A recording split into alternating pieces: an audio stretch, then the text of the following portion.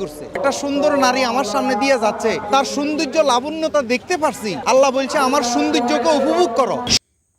আসসালামু আলাইকুম রহমতুল্লাহি বারাকাতুহু। দর্শক, আপনার এই চরিত্রহীন কুলাঙ্গারের বক্তব্য শুনলেন। এই কুলাঙ্গার চরিত্রহীন লম্পট বলতেছে এই মহিলার আল্লাহ সৃষ্টি, আল্লাহর দেয়া সৌন্দর্য। আর আল্লাহ তাআলা বলেছেন আমার সৌন্দর্য তোমরা উপভোগ করো, তোমরা সেদিকে দেখো। এজন্য মহিলাদের দিকে তাকানো যাবে, তাদের সৌন্দর্য দেখা যাবে। নাউজুবিল্লাহ।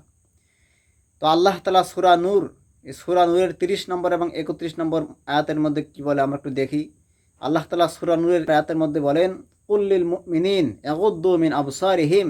হে নবী, আপনি ঈমানদারদেরকে বলে দিন, ঈমানদার পুরুষদেরকে আপনি বলে দিন, তারা যেন তাদের চোখের দৃষ্টি অবনত করে রাখে, তারা যেন তাদের দৃষ্টি সংযত করে রাখে, চোখের দৃষ্টি নিচু করে রাখে।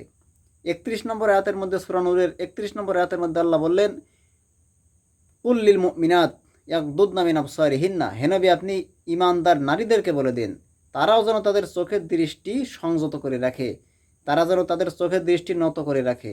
অথচ এই কুলাঙ্গার কি বলল, এই লম্পট চরিত্রহীন কি বলল? এমনকি আল্লাহ তাআলা সূরা আহজাবের 33 নম্বর আয়াতের মধ্যে বললেন, ওয়াকারনা ফি বুয়ুতিকুন্না ওয়ালা তাবাররাজনা তাবাররুজাল জাহিলিয়াতিল উলা।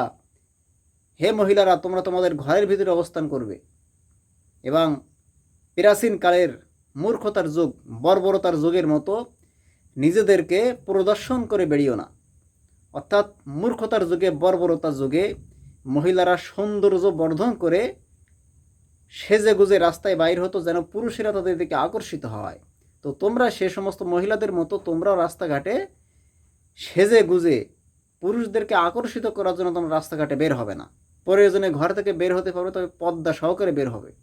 অথচ কুলাঙ্গার লম্পট আল্লাহর কোরআনের বিরুদ্ধে অবস্থান নিয়ে সে স্পষ্ট কুফরি করেছে, স্পষ্ট কুফরি করে সে কাফের হয়ে গেছে।